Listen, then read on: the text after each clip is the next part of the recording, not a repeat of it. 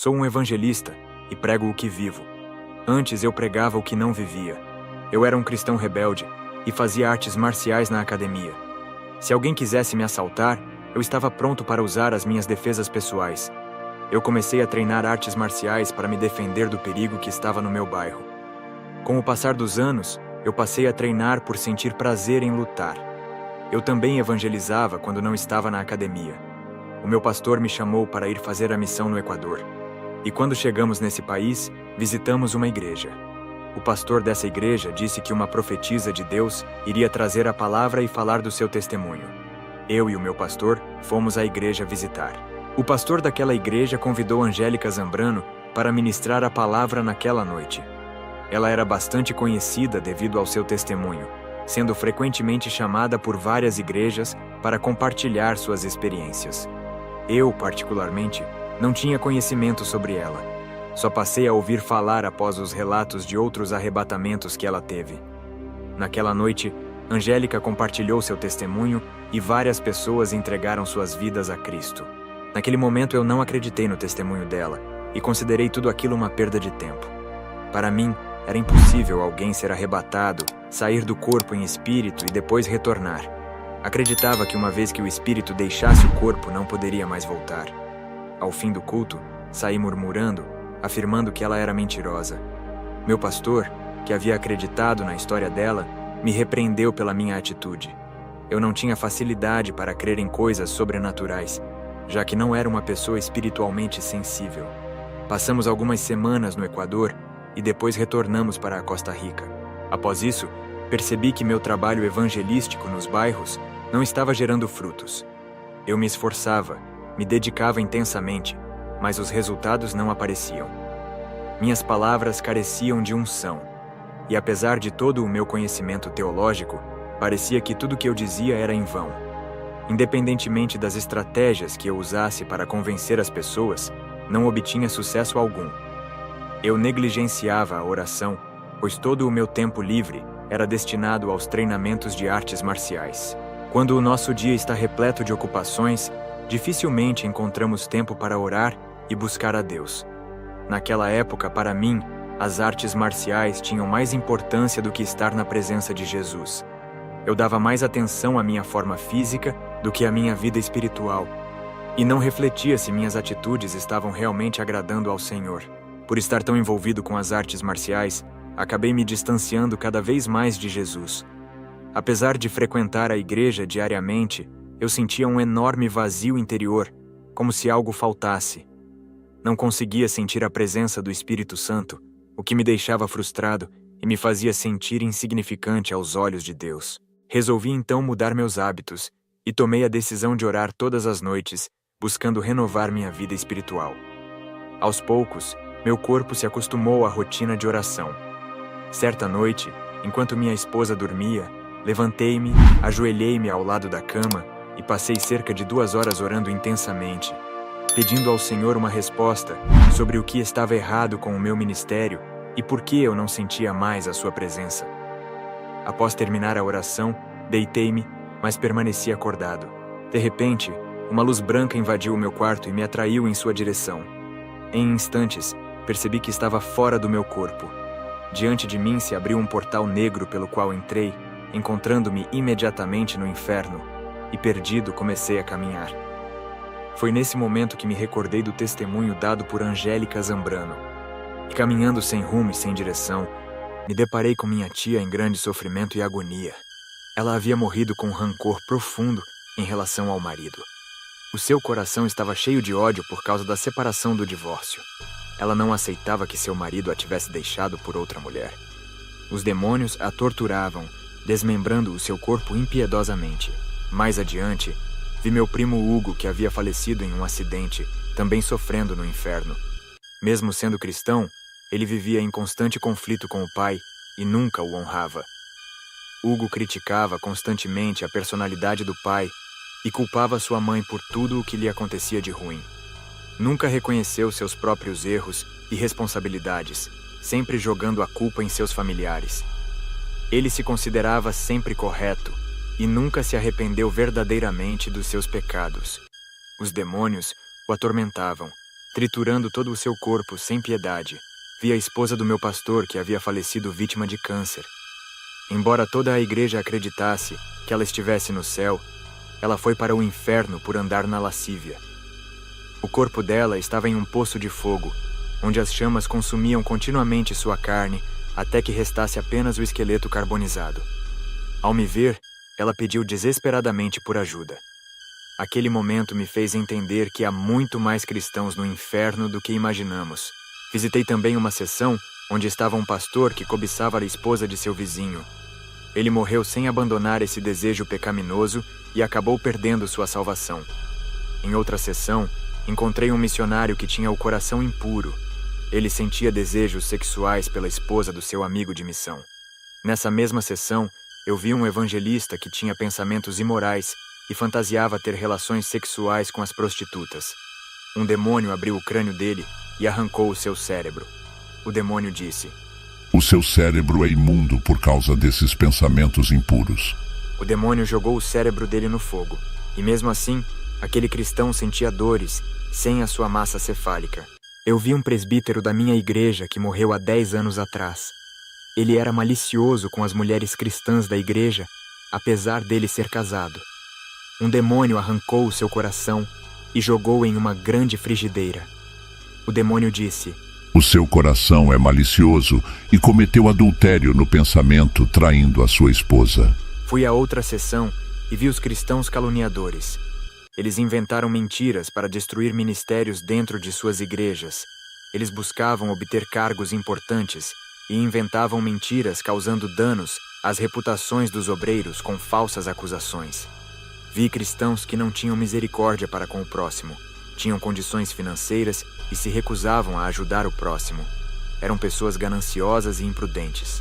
Vi cristãos dominados pelo ciúme e inveja. Eles sentiam ciúmes da proximidade do seu pastor com outros membros. Uma irmã estava no inferno por sentir ciúmes excessivos da sua amiga na igreja. Ela chegou a fazer intrigas de todas as pessoas que se aproximavam da sua amiga. Ela queria a amizade só para ela. Esse ciúme a condenou ao inferno. Eu fui a uma sessão e vi um grupo de cristãos que estão no inferno por ficarem desapontados com Deus. Eles não conseguiram sucesso em suas profissões e se rebelaram contra Deus. Se frustraram por não vencerem em suas vidas materiais e culparam a Deus por não honrarem suas fé. Fui à seção onde estão os cristãos vaidosos. Eles possuíam muitos bens materiais, como carros, imóveis e dinheiro, que eram usados apenas para ostentação e exibição. A vaidade os levou a buscar destaque e reconhecimento no mundo, esquecendo-se dos valores espirituais. Fui à seção dos cristãos viciados em filmes pornográficos. Para a minha surpresa, eu vi o diácono Edgar, um velho amigo do meu pai.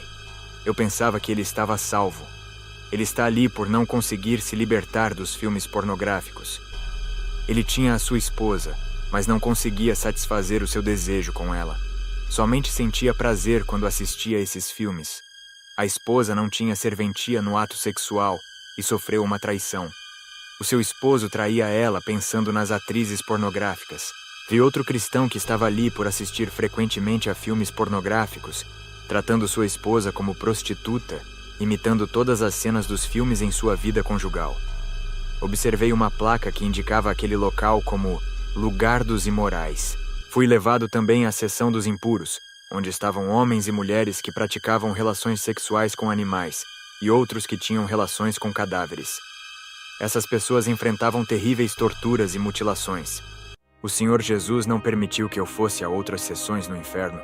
Só fui às seções dos cristãos que se perderam. Após visitar o último local, uma luz intensa surgiu e iluminou aquele ambiente sombrio. Essa luz me tirou do inferno e me levou até o céu, onde encontrei um anjo imponente segurando uma espada. O anjo olhou para mim e disse: "Diga à igreja que está enfrentando dificuldades sobre tudo o que lhe foi revelado. Muitos têm murmurado em vez de buscar a Deus em oração e fortalecer a sua aliança com Ele." O anjo disse: "Está na hora de voltar à terra." Uma carruagem de fogo acompanhada por um cavalo apareceu diante de nós, e entramos nela. O anjo permitiu que eu conduzisse a carruagem, sentando-se ao meu lado. Logo percebi que não sabia para onde ir, indo sem direção, perdido entre esquerda e direita. O anjo olhou para mim e disse: Não sabe que direção vai, assim está a sua vida espiritual. Até agora, tens conduzido teu ministério pela tua própria força, deixando Jesus de lado. Está na hora de permitir que o Espírito Santo assuma o controle e direcione sua vida e seu ministério. Tens andado nos lugares sem direção e plantado em terras inférteis. Faça um concerto hoje na sua vida. Deixe de praticar artes marciais do inferno. Jesus é a sua defesa.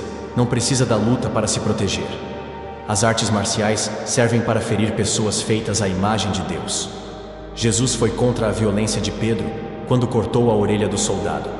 Foi levado ao sacrifício de cruz, sendo esbofeteado. E mesmo assim, não levantou as suas mãos. Lembra o que diz em Lucas capítulo 6, versículo 29, ao que bate em tua face, oferece-lhe a outra. Os apóstolos também não usaram a força física e foram levados ao matadouro como ovelhas. As suas armas eram a palavra santa que saía das suas bocas. Diga para o missionário Murilo que tem uma arma escondida na sua casa, ninguém sabe, mas Jesus sabe. Ele não precisa dela, o Espírito Santo é a sua defesa. O Senhor Jesus também não quer os seus servos na polícia e nem no exército. Porque as suas vidas correm perigo, e se eles matarem por legítima defesa, já praticou o homicídio, mesmo sabendo que a palavra condena. Tem profissões que não são para os servos de Deus. Profissões que mentem, enganam e fazem pecar, não provêm de Deus. A carruagem retornou à minha casa, e o anjo ordenou que meu espírito voltasse ao corpo. Quando acordei, decidi abandonar definitivamente as artes marciais. Após esse acontecimento, parti para evangelizar em Havana, Cuba, sem ter consciência dos perigos que enfrentaria. O regime daquele país não era tão liberal como em outras nações latino-americanas. Enquanto pregava em uma praça, fui surpreendido por um grupo de homens que não eram policiais, mas atuavam para o governo cubano. Eles me levaram até uma casa afastada da cidade. Fui mantido em uma sala, acorrentado a uma cadeira, com uma mordaça na boca. Meus captores usavam fios elétricos conectados à energia para me dar choques violentos, chegando ao ponto de eu cair no chão devido à intensidade da descarga elétrica. Em seguida, colocaram uma toalha sobre meu rosto, fecharam minhas narinas e forçaram água através de uma mangueira até eu quase sufocar. A cela era pequena e estreita, obrigando-me a permanecer agachado pela falta de espaço. Alternavam entre ligar o sistema de refrigeração, provocando um frio extremo, e depois ativavam o aquecedor, gerando um calor insuportável. Além disso, utilizavam um alto-falante para emitir sons irritantes continuamente. Privaram-me de comida e bebida, submetendo-me também a intensas torturas psicológicas. Aplicaram em mim um soro para induzir ao sono. Em meio a esses tormentos, senti a presença do Espírito Santo, que me fortaleceu para suportar as dores físicas e o sofrimento emocional. Esse grupo realizava rituais satânicos diante de mim, usando o meu próprio sangue. Um dos integrantes disse: Este é um país comunista. Você não pode pregar sobre o seu Deus aqui. Vamos destruir completamente o cristianismo. Somos agentes da besta descrita no Apocalipse. Nosso império comunista influenciou Adolf Hitler a odiar os judeus e exterminá-los aos milhões. Quando o comunismo dominar totalmente o mundo, fecharemos todas as igrejas cristãs. Somos a mulher vestida de escarlate citada no livro do Apocalipse, responsável pela morte de mais cristãos na história do que qualquer outra instituição, incluindo a Igreja Católica. Os grupos terroristas islâmicos estão aliados conosco. O comunismo financia o terrorismo e também o narcotráfico em escala global. Temos profundo ódio pelos cristãos e judeus. Fomos nós que desenvolvemos a ideologia política que promove o aborto, a homossexualidade e os movimentos rebeldes como hippies, punks, reggae e rock, entre outros. Vamos alterar as leis em nível mundial para destruir o evangelho. Dentro de algumas décadas, famílias serão devastadas pela imoralidade sexual. Construiremos uma cultura decadente, oposta aos padrões cristãos. Nosso objetivo é destruir a humanidade que crê em Deus e criar uma nova geração com a ideologia do anticristo. estamos retirando gradualmente a autoridade dos pais sobre seus filhos. Nosso projeto é multiplicar e intensificar a iniquidade ao redor do mundo, transformando-o na Babilônia descrita no Apocalipse. Investimos muito dinheiro em novelas, filmes e desenhos animados com o objetivo de destruir as estruturas familiares, bem como tecnologias e invenções que espalham a corrupção globalmente. Somos um partido político único e de orientação satanista, com uma rede global que já domina diversos governos. Todas as nossas ações são orientadas por Lúcifer, que fornece as diretrizes do inferno para moldar o mundo segundo sua imagem. Alteraremos as leis em benefício de Satã, promovendo casamentos entre pessoas do mesmo sexo e estabelecendo uma nova ordem mundial. O mundo já está sendo doutrinado por nosso líder, Lúcifer. O Vaticano está sob nosso controle e até mesmo o Papa segue as doutrinas que estabelecemos. As facções islâmicas extremistas trabalham diretamente conosco. Para nós, o comunismo é Deus, inaugurando uma nova era. Em breve, surgirá um homem que governará o mundo inteiro, assumindo a liderança política máxima. Todos os partidos políticos atuais estão subordinados à rede comunista. Na mídia, parecem adversários apenas para enganar a população mundial. Eles obedecem às mesmas ordens e atuam como células de um sistema que está preparando o cenário para o domínio do anticristo. Eles afirmam já possuir a marca da besta. O comunismo opera como um grande organismo que reúne milhões de políticos e seguidores satanistas e utilizam as mídias para propagar mentiras e falsas promessas com o objetivo de confundir as pessoas até que o anticristo assuma o controle total. A política global hoje é um instrumento de manipulação.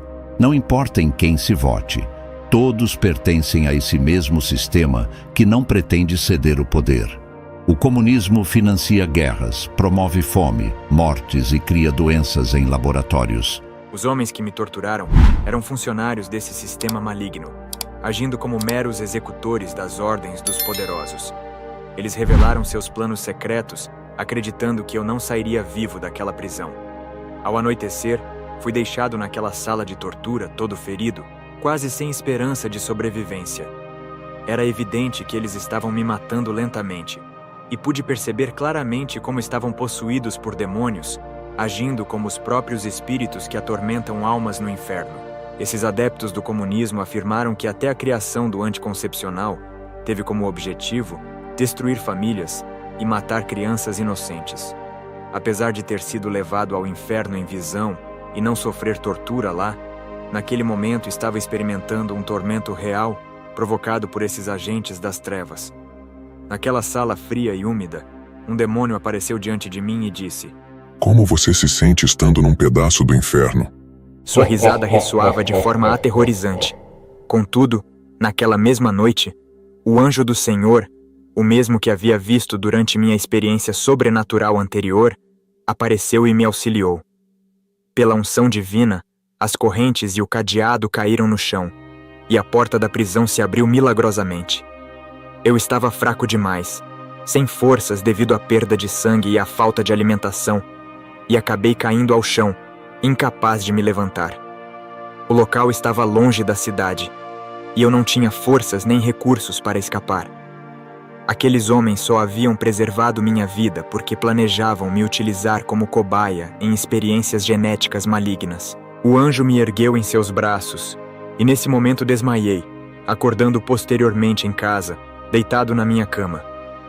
Creio que fui milagrosamente transladado, ou que o anjo, com velocidade sobrenatural, me transportou rapidamente de Cuba para meu país. Nenhum meio humano poderia realizar tal feito tão rapidamente.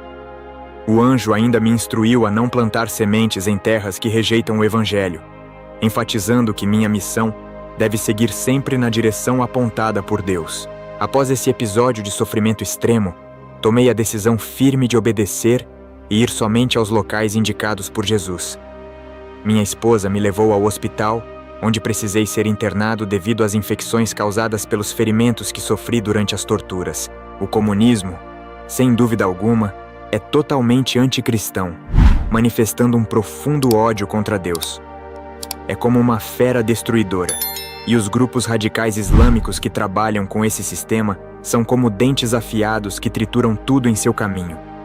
A cor vermelha do comunismo lembra o antigo Império Romano, sugerindo que talvez ele seja uma versão moderna desse império, destinado a perseguir cristãos e judeus novamente.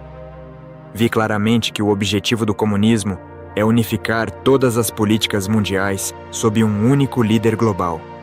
Que a paz do Senhor Jesus esteja com todos. Amém. Se você gostou do vídeo, dê um like. Se não for inscrito, se inscreva no canal para novos conteúdos. Também compartilhe esse vídeo para mais pessoas. Deus te abençoe.